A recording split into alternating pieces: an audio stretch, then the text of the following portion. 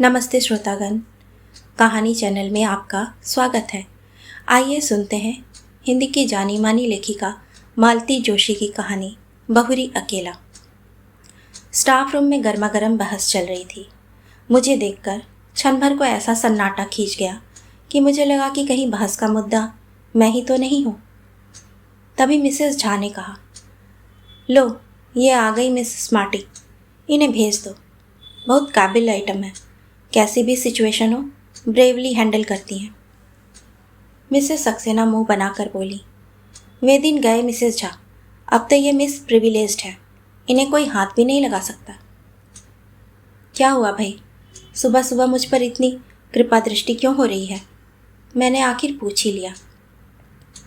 अरे हम गरीब क्या कृपा दृष्टि करेंगे, कृपा दृष्टि तो आप पर मैडम की है, इसीलिए तो तुम्हें कोई असाइनमेंट नहीं दिया जा सकता, खासकर संडेज को। मिसेस सक्सेना कुटिलता से आंखें नचाकर बोली, कुछ पता भी तो चले कि माजरा क्या है, मैंने कुर्सी खींचते हुए कहा। उत्तर में सबने एक साथ बोलना शुरू किया। बड़ी देर बाद मेरी समझ में जो आया उसका सार यह था कि शुक्रवार को एमए फाइनल की लड़कियां अजंता एलोरा जा रही हैं, पर इंचार्ज मिसेस गुप्ता के ससुर जी आज अचानक कूच कर गए। अब सवाल यह है कि उनके स्थान पर किसे भेजा जाए। सबकी अपनी परेशानियां थीं। मिसेस सक्सेना की बिटिया वायरल में पड़ी थी। रविवार को किरण के देवर की सगाई थी। मिसेस कृपाल की सास पैर में प्लास्टर बंधवाकर पड़ी थी। खंडेलवाल के पूरे दिन चल रहे थे। दासगुप्ता के दोनों बच्चों के सोमवार से टर्मिनल्स शुरू हो रहे थे और बिसारियां पहले से छुट्टी पर थीं। स्टाफ में 2-3 अति बुजुर्ग सदस्य थीं जिन्हें इस मिशन पर भेजना बेकार था। एकाएक मुझे याद आया, विभा तो जा रही है ना, या उसके यहाँ भी कोई प्रॉब्लम है? विभा तो जा रही है, पर वह खुद बच्ची है, लड़कियों को क्या संभालेगी? कोई जिम्मेदार व्यक्ति भी तो साथ होना चाहिए। और तुम्हें कोई हाथ नहीं लगा सकता। मैडम की चहेती जो हो, उनकी सख्त हिदायत है कि अंजू शर्मा को छुट्टी के दिन कोई काम ना सौंपा जाए। देर से शादी करने का यही तो फायदा है, सबकी सिंपैथी मिल जाती है। मैं चकित सी देखती रह गई। ये सब की सब मेरी कुलीग्स थीं। सालों से हम साथ काम कर रहे थे। हमेशा कैसी शहद घुली बातें करती हैं। आज पता चला कि सबके मन में कितना जहर भरा हुआ है। उन सबके पास व्यस्तताओं की एक लंबी लिस्ट थी। एक मैं ही फालतू नज़र आ रही थी, पर उनके शब्दों में प्रिविलेज्ड थी, इसीलिए सबकी जबान पर जैसे कांटे उगाए थे। भला हो मिसेस देशपांडे का, मेरा पक्ष लेते हुए बोली, अभी तक तो यही बेचारी सारी बेगार ढो रही थी, अब इसके साथ मैडम थोड़ी सिंपैथेटिक हो रही हैं तो तुम लोगों को जलन हो रही है।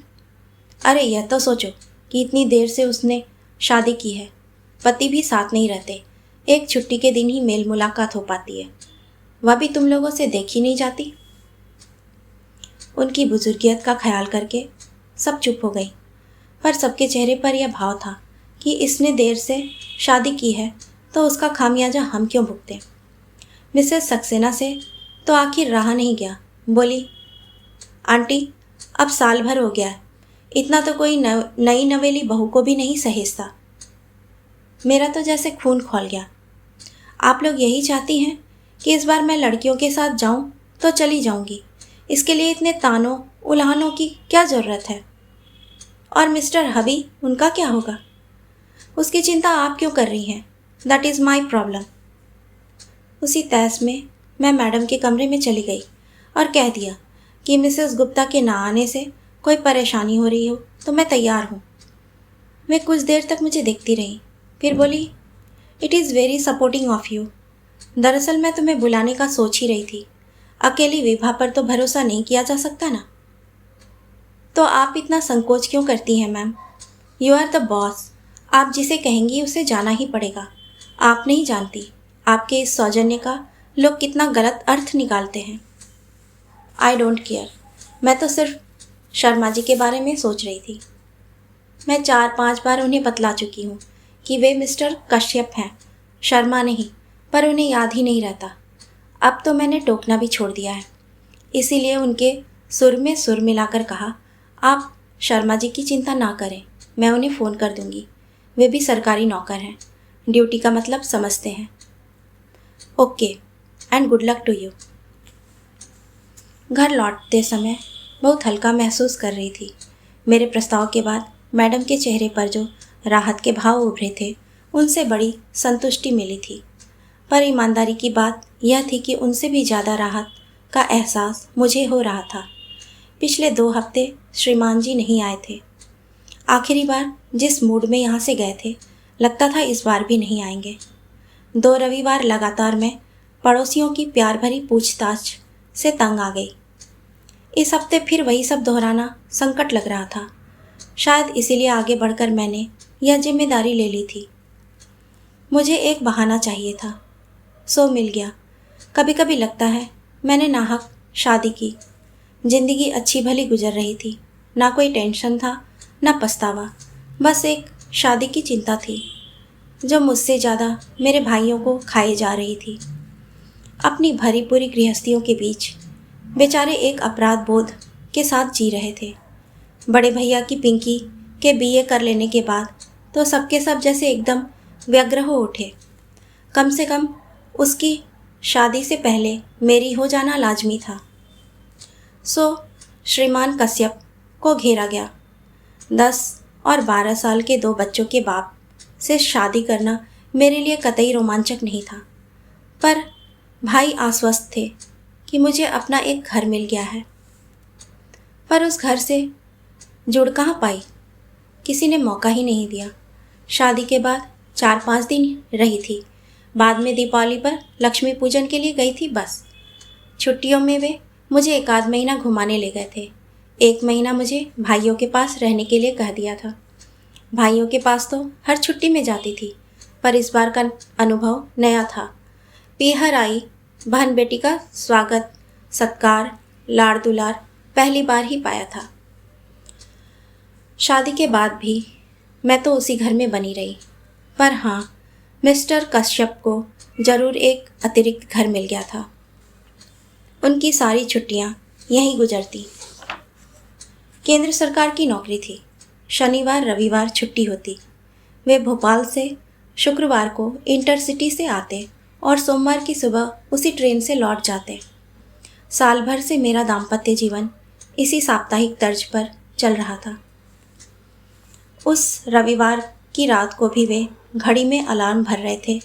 मैंने कहा, सुबह चले जाएंगे? जाना तो पड़ेगा ही, कल सोमवार है, भूल गई क्या? सोमवार को कैसे भूल सकती हूँ, मुझे भी तो कॉलेज जाना है। पर मुझे भी कुछ याद आ रहा है। क्या? कल शाम मैंने कुछ लोगों को खाने पर बुला लिया था। कल क्यों, आज ही बुला लेती ना। यूँ ही बुलाना अच्छा नहीं लगता, कोई मौका भी तो हो। तो कल क्या है? आपकी याददाश्त तो इतनी अच्छी है, आपको यहाँ बैठकर भी अपने बच्चों के ही नहीं, भांजे भतीजों के, मामा मौसियों के जन्मदिन याद आ जाते हैं। कल तुम्हारा जन्मदिन है? नहीं, मेरा जन्मदिन तो कब से आकर चला गया। जिन्हें याद था उन्होंने मना भी लिया। आपके लिए मुझे 100 बहाने गढ़ने पड़े। एक साड़ी अपनी ओर से खरीदकर आपके उपहार के तौर पर पेश करनी पड़ी। मेरा जन्मदिन आपको याद नहीं रहा, कोई बात नहीं, पर कल की तारीख तो आपको याद रखनी चाहिए, या कि उसका भी आपके निकट कोई महत्व नहीं है। ना चाहते हुए भी मेरी आवाज़ थोड़ी तल्ख हो गई थी। उन्होंने कैलेंडर की ओर नज़र डाली। ओह, कल 11 नवंबर है, मतलब अपनी शादी को 1 साल पूरा हो गया। धन्य भाग्य, आपको याद तो आया, पर आपने इस तरह मुंह क्यों लटका लिया? मैंने रुकने के लिए कहा जरूर है, पर कोई प्रॉब्लम हो तो रहने दीजिए। सेलिब्रेशन का मूड अगर है तो मैं साथ चली चलती हूँ, नहीं तो उसकी भी कोई ज़रूरत नहीं है। तुम चलना चाहो तो ज़रूर चलो, उन्होंने कहा, पर स्वर में कोई आग्रह नहीं था। सेलिब्रेशन का तो ऐसा है कि बच्चों की परीक्षाएं चल रही हैं। मंगलवार को रौनक का गणित का पेपर है, इसलिए मेरा कल जाना ज़रूरी है। सेलिब्रेशन से मेरा मतलब किसी पार्टी से नहीं था। हम सब मिलकर बाहर खाना खा सकते थे या एक आध पिक्चर देख सकते थे। बच्चों की परीक्षाएं चल रही हैं तो कोई बात नहीं, हम लोग दिन भर साथ ही रह लेते। यह प्रस्ताव आपकी ओर से आता तो मैं उतने में ही खुश हो जाती, पर आपको तो याद ही नहीं था। आपको अम्मा जी के ठाकुर जी तक की याद रहती है। पिछली रामनवमी और जन्माष्टमी पर श्रृंगार का सारा सामान आप यहीं से ले गए थे। बस आपको मेरा जन्मदिन या अपनी शादी की सालगिरह याद नहीं रही। बार बार बच्चों का, अम्मा का ताना क्यों दे रही हो? वे लोग मेरी जिम्मेदारी हैं। और मैं क्या हूँ? सिर्फ ज़रूरत? कैसी ज़रूरत? यह भी बताना पड़ेगा। कुछ देर तक कमरे में भीषण स्तब्धता छाई रही। फिर मैंने ही कहा, आप बच्चों के सामने एक आदर्श पिता बने रहना चाहते हैं, इसलिए मुझे तरजीह नहीं देते, जानती हूँ। इसलिए आज तक आपने मेरे स्थानांतरण के लिए प्रयत्न नहीं किया। आश्चर्य तो यह है कि अम्मा जी ने भी कभी इसके लिए जोर नहीं दिया। Please leave my mother alone. मैं कोई उन्हें गाली थोड़े ही दे रही हूँ, एक बात कह रही हूँ। कोई भावुक महिला होती तो कहती, बहू अब तुम आकर जल्दी से अपना घर बार संभालो और मुझे छुट्टी दो। पर वे बड़ी प्रैक्टिकल हैं, उन्हें यही व्यवस्था रास आ रही है। घर उनका एक छत्र शासन में भी बना रहता है और बेटे को कोई परेशानी भी नहीं होती। वह आदर्श बेटा बना रहता है, आदर्श पिता बना रहता है और उसकी साप्ताहिक आनंद यात्रा भी निर्विघ्न चलती रहती है। आनंद यात्रा? वाह, तुम क्या सोचती हो तुम कोई हुस्न परी हो जिसके लिए मैं दीवानावार चला आता हूँ? ठक लगा जैसे किसी ने कलेजे पर एक घूसा जड़ दिया हो। बड़ी मुश्किल से मैं उस पीड़ा को जब्त कर पाई। फिर अत्यंत कसैले स्वर में कहा, मैं हुस्न परी होती तो 34 साल तक अनब्याही ना बैठी रहती और ना ही 2 बच्चों के बाप से शादी करती। यह बात कहने के साथ ही मैं दीवार की ओर मुँह करके लेट गई थी। इस कारण उनका चेहरा भी नहीं देख पाई, पर वह जरूर स्याह पड़ गया होगा। वे उस रात कब कहाँ सोए मैं नहीं जानती। सुबह अलार्म बजा था, पर मैं नहीं उठी। उन्होंने शायद अपने से ही चाय बनाई थी, पर मैं दम साधे पड़ी रही। जाते समय उन्होंने मुझे आवाज़ दी भी हो तो पता नहीं। सुबह उठी तो लगा जैसे एक भयानक स्वप्न देखकर जागी हूँ। उसके बाद आज तीसरा शुक्रवार है। जनाब की कोई खबर नहीं। रूठ कर गए हैं, सोचा होगा मना लेगी, पर हम उस मिट्टी के नहीं बने हैं। बल्कि गुस्सा तो मुझे होना चाहिए था, अपमान तो मेरा हुआ है।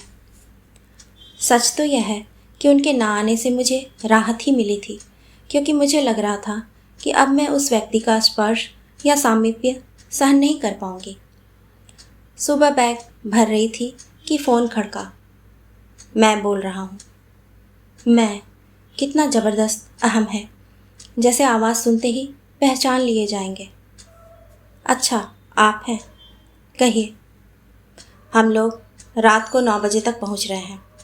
फ़ोन इसलिए किया कि खाना बना कर रख सको। पिछले 2 शुक्रवार से मेरा खाना बर्बाद हो रहा था, पर मैंने उसका जिक्र ना करते हुए कहा, हम लोग मतलब? बच्चे भी साथ आ रहे हैं, इसीलिए बस से आ रहा हूँ। ट्रेन बहुत लेट पहुँचती है। मैं पसोपेश में पड़ गई। मेरी चुप्पी से वे भी थोड़े विचलित हो गए। क्या हुआ? Any problem? कहो तो बच्चों को ना लाऊं? बड़ी मुश्किल से उन्हें राज़ी किया था। बच्चे आ रहे हैं तो दे आर मोस्ट वेलकम, लेकिन सचमुच एक प्रॉब्लम आ गई है। मैं आज शाम को अजंता एलोरा जा रही हूँ। प्रोग्राम बदल नहीं सकती? नहीं, क्योंकि यह प्लेजर ट्रिप नहीं है। कॉलेज की लड़कियों के साथ इंचार्ज बनकर जा रही हूँ। पर तुम ही क्यों? मैं क्यों नहीं? पिछले साल भर से तो उन्होंने मुझसे कोई काम नहीं लिया। मेरे सारे संडेज फ्री रखे। कॉलेज में इतनी परीक्षाएं होती हैं, पर कभी इन्विजिलेशन की ड्यूटी भी नहीं दी। पर किसी की सदा शैता का ज़्यादा फ़ायदा उठाना अच्छा थोड़े ही लगता है। आखिर यह मेरी नौकरी है। इस बार उधर चुप्पी छाई रही। फिर 2 हफ्तों से आप आए नहीं थे, तो मैंने सोचा इस बार भी नहीं आएंगे। मैं 2 हफ्तों से नहीं आया तो तुमने कोई खोज खबर भी तो नहीं ली? एक बार फ़ोन ही कर लेती। कारण मुझे मालूम था, इसीलिए फ़ोन नहीं किया। मैं बीमार भी तो हो सकता था। बीमार होते तो आप ही मुझे फ़ोन करते। आप तो नाराज़ थे। मैं तो आज भी आपको एक्सपेक्ट नहीं कर रही थी। शायद अम्मा जी ने, हर बार अम्मा को बीच में क्यों ले आती हो? बहुत श्रद्धालु अंतकरण से कह रही हूँ कि शायद अम्मा जी ने ही समझाया होगा कि कमाऊ बीबी से बनाकर चलना चाहिए। उधर से फ़ोन पटकने की आवाज़ आई। मैंने भी परवाह नहीं की। अगर आप कड़वी बात कहते हो तो सुनने का भी हौसला रखो। जब सुन नहीं सकते तो कहते क्यों हो? कॉलेज से लौटते हुए अचानक ख्याल आया कि सफ़र के लिए कुछ ज़रूरी चीज़ें ले लूँ। घर की ओर मुड़ने की बजाय मैं बाजार की ओर मुड़ गई। वह शायद मेरी होनी ही थी जिसने मुझे इस बात के लिए प्रेरित किया था, क्योंकि उस ओर मुड़ते ही एक स्कूल बस मेरे सामने आ गई। उसे बचाने के लिए मैं सड़क के इतने किनारे चली गई कि गिर ही पड़ी। क्षण भर को आंखों के सामने अंधेरा छा गया। पल भर में वहाँ भीड़ जुट गई थी। 4 सहृदय लोगों ने मुझे स्कूटर के नीचे से निकाला और पास के अस्पताल में पहुँचाया। मैंने तुरंत एक फ़ोन पड़ोस में किया और एक कॉलेज में। नीतू और उसकी मम्मी फ़ौरन दौड़ी चली आईं और पूरे समय मेरे साथ बनी रहीं। कॉलेज में फ़ोन करने का मेरा उद्देश्य सिर्फ यह था कि वे लोग मेरे भरोसे ना रहें। पर खबर मिलते ही प्रिंसिपल मैडम भी 2-3 लोगों के साथ आ गई और जाते समय अपनी कार वहीं छोड़ गई। रात 10 बजे तक घर लौटी तो मेरे दाएं हाथ में प्लास्टर था। बाएं पैर की पिंडली में 6-7 टाँके थे और घुटने और कंधे पर खरोंचें थी। सौभाग्य से सिर पर कोई चोट नहीं था, पर वह बेतरह घूम रहा था। घर आते ही पस्त होने से पहले मैंने बड़े भैया को फ़ोन लगाया। मेरे कुछ कहने से पहले ही वो बोल उठे, अरे इतनी देर तुम कहाँ थी? मैं कब से फ़ोन लगा रहा हूँ। उनके स्वर में उल्लास फूटा पड़ रहा था। मैंने अपनी बात कुछ देर के लिए मुलतवी करके कहा, थोड़ा बाज़ार चली गई थी। आप मुझे क्यों ढूंढ रहे थे? अरे वो बीकानेर वाले पिंकी को देखकर गए थे ना, उनके यहाँ से हाँ आ गई है। अरे वाह, बधाई। लड़का 3 महीने के लिए जापान जा रहा है, इसीलिए माँ के साथ एक बार मिलने आ रहा है। मेरी इच्छा थी कल तुम दोनों भी आ जाते तो लड़के को देख लेते। दरअसल भैया क्या है कि मैं कॉलेज के साथ टूर पर जा रही थी तो इन्हें आने के लिए मना कर दिया था। कब जा रही हो? आज ही जाना था, पर पता नहीं कैसे स्कूटर से गिर पड़ी। पट्टी वगैरह करवा कर अभी लौटी हूँ। ज़्यादा चोट तो नहीं आई?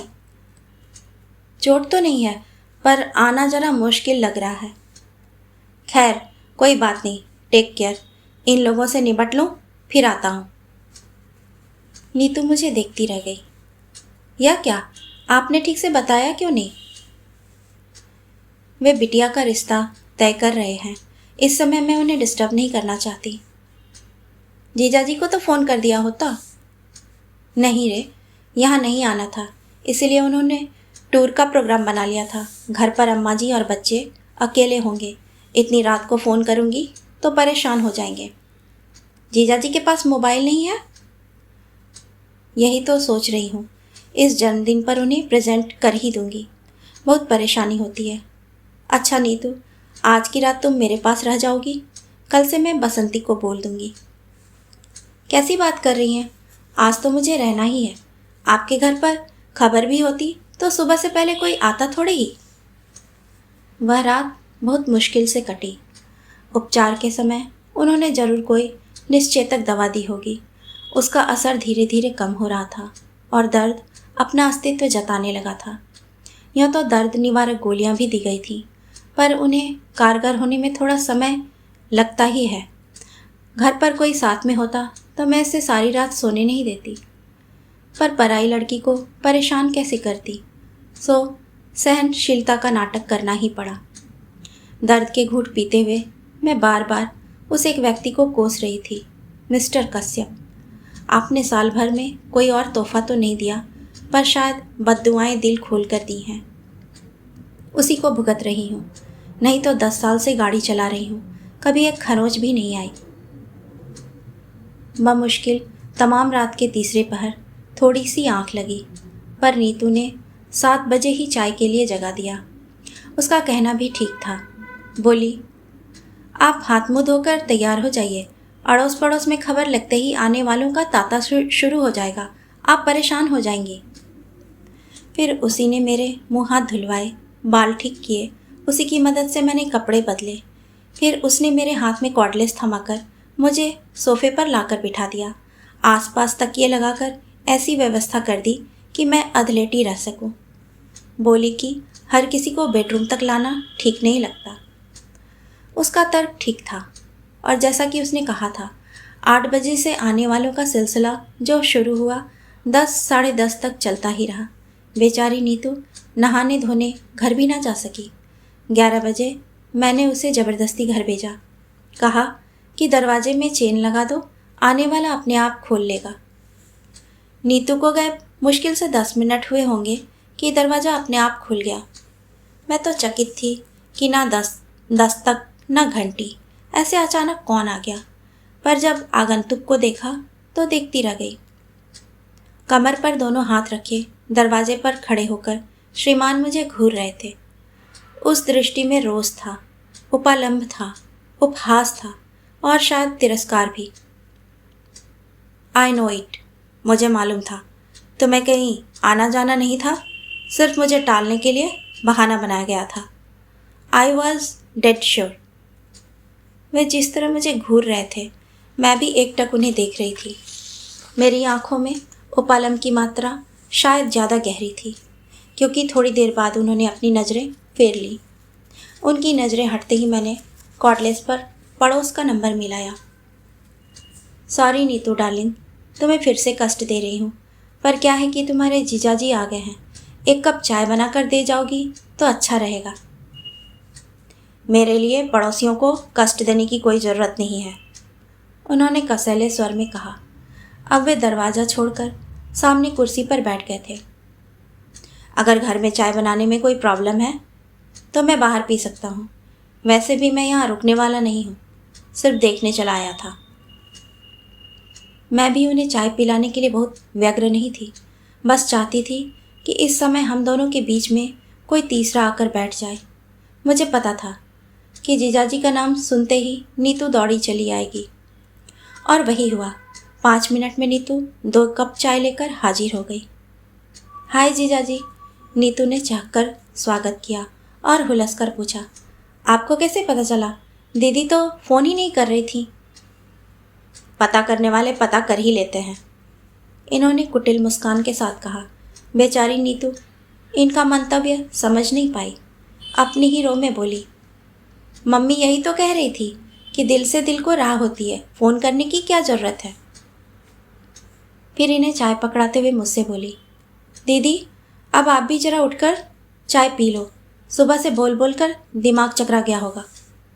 वह मुझे सहारा देकर उठाने लगी और इनके चेहरे का रंग बदलने लगा। मेरी अधलेटी मुद्रा को वे अनादर का प्रदर्शन समझ रहे थे। अब उन्हें कुछ कुछ समझ में आ रहा था।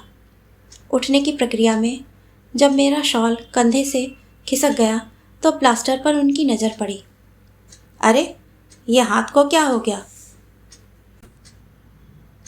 गनीमत है कि सिर्फ हाथ ही टूटा है। आप खुशकिस्मत हैं जीजाजी कि ये सही सलामत बच गई, वरना क्या से क्या हो जाता। तुम्हें मैं सही सलामत नज़र आ रही हूँ? अरे हाथ ही तो टूटा है। सब लोग कह रहे थे कि किस्मत वाली थी जो सड़क के किनारे गिरी, अगर बीच में गिरती तो सोचो क्या होता। उस कल्पना मात्र से ही मुझे झुरझुरी हो आई। मैंने नीतू से कहा, थोड़ी हेल्प कर दोगी तो भीतर जाकर थोड़ा लेट लूँगी। हाँ, अब आप बिल्कुल आराम करो, कोई आएगा तो जीजाजी निपट लेंगे। बिस्तर पर लेटते हुए मैंने कहा, बसंती को 2 दिनों की छुट्टी दे दी थी, अगर किसी के हाथ खबर भिजवा दोगी तो वह आ जाएगी, 2 रोटी ही डाल जाएगी। बसंती को मैं खबर कर दूंगी, पर आप रोटी की इतनी चिंता क्यों कर रही हैं? हम लोग क्या इतना भी नहीं कर सकते? तुम ही लोग तो कर रहे हो, पड़ोसी और होते किस लिए हैं? नीतू जब चली गई तो ये कमरे में आकर बोले, इतना सब हो गया तो क्या मुझे फ़ोन नहीं कर सकती थी? मैंने एक क्षण उनकी ओर देखा और कहा, फ़ोन कर भी देती तो क्या आप विश्वास कर लेते या इसे भी एक बहाना समझते? वे चुप हो गए। फिर बड़ी देर तक मौन हम दोनों के बीच पसरा रहा। फिर कुछ देर बाद फ़ोन बजा। मेरा कॉर्डलेस बाहर ही छूट गया था, इसलिए फ़ोन ही नहीं उठाना पड़ा। शायद बड़े भैया का था, मेरा हाल चाल पूछ रहे थे। मैं जब तक उन्हें सावधान करती वे सब ब्यौरा दे चुके थे। फिर तो मेरी पेशी होनी ही थी। ये क्या कर बैठी तुम? और रात को मुझे बताया क्यों नहीं? मैं उसी समय चला आता। मुझे मालूम था, इसीलिए नहीं बताया। आप आ भी जाते तो सुबह फिर मेहमानों के लिए भागना पड़ता। अब आपकी उम्र इतनी भाग दौड़ करने की नहीं है। वैसे चिंता की कोई बात नहीं है, पड़ोसी बहुत अच्छे हैं और अब तो ये भी आ गए हैं। हाँ, अभी फ़ोन पर उनकी आवाज़ सुनकर थोड़ा संतोष तो हुआ। अच्छा, तो हम लोग सुबह आते हैं। Take care. भैया के फ़ोन के बाद फिर से सन्नाटा छा गया। ये पेपर पढ़ते रहे, मैं सोने की कोशिश करती रही। नीतू दोनों की थालियाँ लेकर आई, तभी यह नीरवता भंग हुई। नीतू बोली, मम्मी तो कह रही थी जमाई जी को यहीं बुला लो, ठीक से खा लेंगे, पर मैंने कहा कि दीदी अकेले बोर हो जाएंगी। वो अच्छी हो जाए फिर दोनों को एक साथ बुलाकर खूब खातिरदारी कर लेना। एक बात और, जाते हुए मैं बाहर से ताला डालकर जा रही हूँ, नहीं तो मोहल्ले भर की आंटी लोग तंग करने आ जाएंगी। रात भर की जागी हो, थोड़ा आराम कर लो। खोलोगी कब? 4 बजे चाय लेकर आऊँगी ना। और सचमुच वह हमें ताले में बंद करके चली गई। वह जब तक रहती है पटर पटर करती रहती है। घर भरा भरा लगता है। उसके जाते ही एक अजीब सा सुनेपन ने घेर लिया। उस असहज एकांत से निजात पाने के लिए मैंने कहा, आप तो आज ही जाने वाले थे ना, तो दिन में निकल जाते, रात में ठंड से परेशान हो जाएंगे। वे एक क्षण मुझे घूरते रहे, फिर बोले, मुझे क्या इतना गया गुजरा समझ लिया है कि तुम्हें इस हाल में छोड़कर चला जाऊंगा? इस तरह से बात यहीं पर एक अच्छे बिंदु पर समाप्त हो जानी थी, पर मेरे मन में तो प्रतिशोध की आग धधक रही थी। वह हुस्न परी वाला डायलॉग मेरे कलेजे में कील की तरह गड़ा हुआ था। उसी ने मुझे चुप नहीं बैठने दिया। मैंने बड़े नाटकीय अंदाज में कहा, मेरी यह हालत है तभी तो कह रही हूँ, रुक कर क्या करेंगे? वे अवाक होकर मुझे देखते रह गए। What do you mean? कुछ नहीं, एक पुरानी बात याद आ गई। एक बार आए थे और मैं संकोच के मारे मैं क्षण भर को चुप रह गई। उस दिन आप कितना नाराज़ हुए थे। कहा था कि फ़ोन तो कर देती। बेकार में 200-250 रुपयों का चूना लग गया। उनका चेहरा फक पड़ गया। डूबती सी आवाज़ में बोले, उस बात को अब तक गांठ बांधे बैठी हो? यही क्यों, और भी बहुत सी हैं। सारी गांठें खोलने बैठूंगी तो सुबह से शाम हो जाएगी। तुम तो ऐसे कह रही हो जैसे मैं तुम पर बहुत अत्याचार करता रहा हूँ। प्रचलित मायनों में जिसे अत्याचार कहते हैं वह तो आप कर नहीं सकते थे, क्योंकि मैं उतनी बेचारी नहीं हूँ। आपका तरीका बहुत सोफिस्टिकेटेड है और अप्रोच बहुत ही प्रैक्टिकल। बहुत आसानी से आप सामने वाले की भावनाओं को अनदेखा कर सकते हैं। मसलन अब कहाँ से शुरू करूँ? चलिए शुरू से करते हैं। याद है जब शादी के बाद पहली बार हम लोग इस घर में आए थे, मेरी सहेलियों ने घर को बहुत कलात्मक ढंग से सजाया था। हमारा स्वागत भी बहुत शानदार हुआ था। हार, फूल, संगीत, उपहार, मिठाई और लोग इतने कि पैर रखने को जगह नहीं थी। इसके बाद जब हम अकेले हुए तो आपका प्रश्न था, फ्लैट तो बहुत सुंदर है, कितने का पड़ा? क्या मुझे यह पूछने का हक नहीं था? जरूर था, पर आपकी टाइमिंग गलत हो गई। उस निभृत एकांत की अवहेलना कर आप इंदौर और भोपाल की कीमतों की तुलना करते रहे। बातों बातों में आपने यह भी पूछ लिया कि मैंने लोन बैंक से उठाया था या जीपीएफ से लिया था, और यह भी कि किस्तें पट गई या कि अभी बाकी हैं। मेरे ख्याल से मुझे यह भी पूछने का हक नहीं था। हक 100% है, पर यह विषय उस दिन के लिए नहीं था।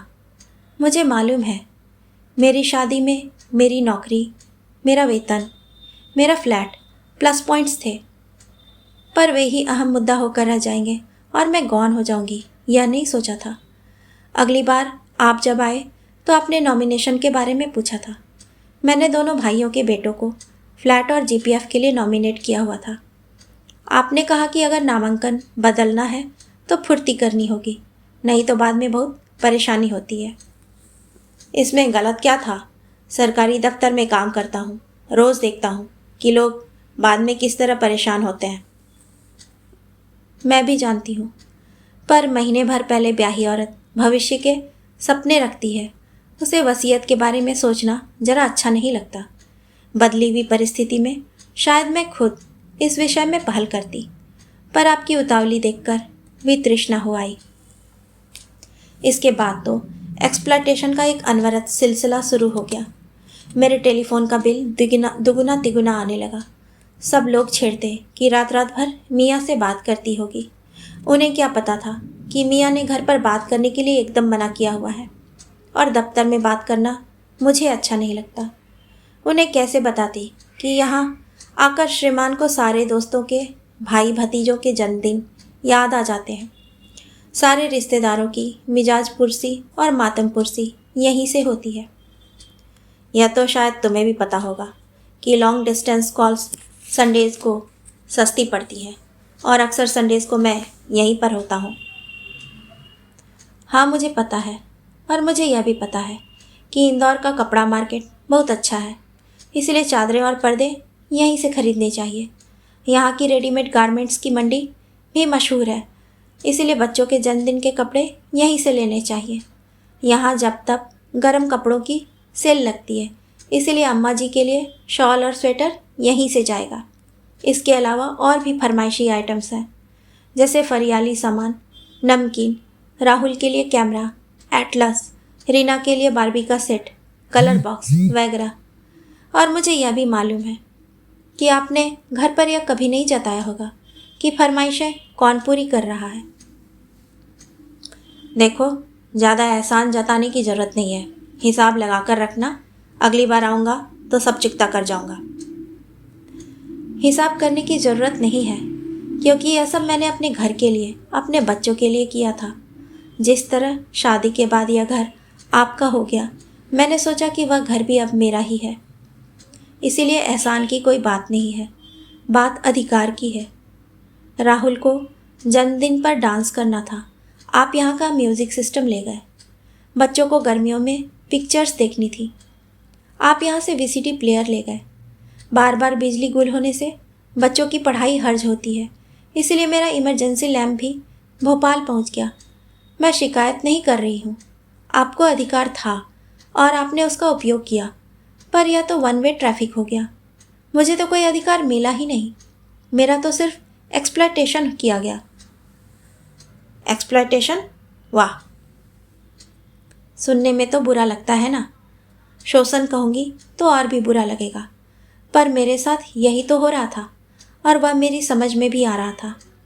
पर मैंने मन को बहला लिया था कि मैं घर की किस्तें चुका रही हूँ। घर जिसकी मुझे अरसे से तलाश थी, घर जो रिश्तों की मजबूत ज़मीन पर खड़ा हो, घर जो आपसी सामंजस्य और सद्भाव के सहारे टिका हो। पर वह घर तो मुझे मिला नहीं, आपने दिया ही नहीं।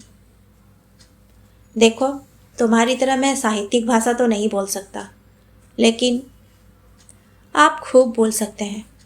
आपका हुस्न परी वाला जुमला तो अब तक मेरे कलेजे में गड़ा हुआ है। कल रात मैं दर्द के मारे सो नहीं पाई थी, पर यह दर्द उस दर्द के मुकाबले कुछ नहीं था जो उस रात आपने मुझे दिया। यह घाव तो कल को भर भी जाएंगे, पर यह घाव तो ताउम्र हरा रहेगा। और आज आपने तो कमाल ही कर दिया। आज मैंने क्या किया? वे हैरान थे। आज आप सिर्फ मेरे सच को परखने यहाँ चले आए। मान लो मैं चली ही गई होती तो आपकी क्या इज्जत रह जाती, या मेरी ही क्या इमेज बनती। आपकी तो ये दूसरी शादी है। इतना तो आप भी समझते होंगे कि दाम्पत्य का आधार होता है विश्वास। और मिस्टर कश्यप, आपने उसे ही नकार दिया। फिर शेष क्या रहा? तभी दरवाज़ा खड़का। नीतू शायद चाय लेकर आई थी। हम दोनों अच्छे बच्चों की तरह चुपचाप बैठ गए। वैसे भी बोल बोल कर मैं इतना थक गई थी कि कुछ देर आंख बंद करके लेटने को जी चाह रहा था, और चाय पीकर मैं सचमुच लेट गई।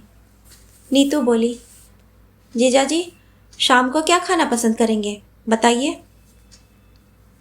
व्यंग्यपूर्ण मुस्कान के साथ ये बोले, मैं गरीब क्या बताऊंगा, अपनी दीदी से पूछो, गेस्ट ऑफ ऑनर तो वे हैं। और इतना कहकर वे बाथरूम में घुस गए। नीतू थोड़ी देर बैठी बतियाती रही, पर मेरी ओर से कोई प्रोत्साहन न पाकर चुपचाप उठकर चली गई। वे फ्रेश होकर आए और बालों में कंघा फेरते हुए बोले, अच्छा, तो मैं निकल रहा हूँ। मैंने प्रश्नार्थक नज़रों से उनकी ओर देखा। रतलाम वालों के आने तक रुकने का इरादा था, पर देखता हूँ उसकी कोई खास ज़रूरत नहीं है। तुम्हारे अड़ोसी पड़ोसी बहुत अच्छे हैं, खूब अच्छी सेवा टहल कर रहे हैं। मेरी वजह से बल्कि असुविधा ही हो रही है। और हाँ, तुम्हारी सारी चीज़ें अगली बार ले आऊँगा, अगर आया तो, वरना किसी के हाथ भिजवा दूँगा। मैंने उठने का उपक्रम किया तो बोले, लेट ही रहो, मेरे लिए फॉर्मेलिटीज़ करने की ज़रूरत नहीं है, वैसे भी आदरमान बहुत हो चुका है। सी ऑफ करने के लिए ना सही, दरवाज़ा बंद करने के लिए तो उठना होगा। मैं लड़खड़ाते हुए उठ खड़ी हुई। लंगड़ाते हुए जब तक दरवाजे तक पहुंची, ये 2 मंजिलें उतरकर बिल्डिंग के गेट पर पहुंच चुके थे।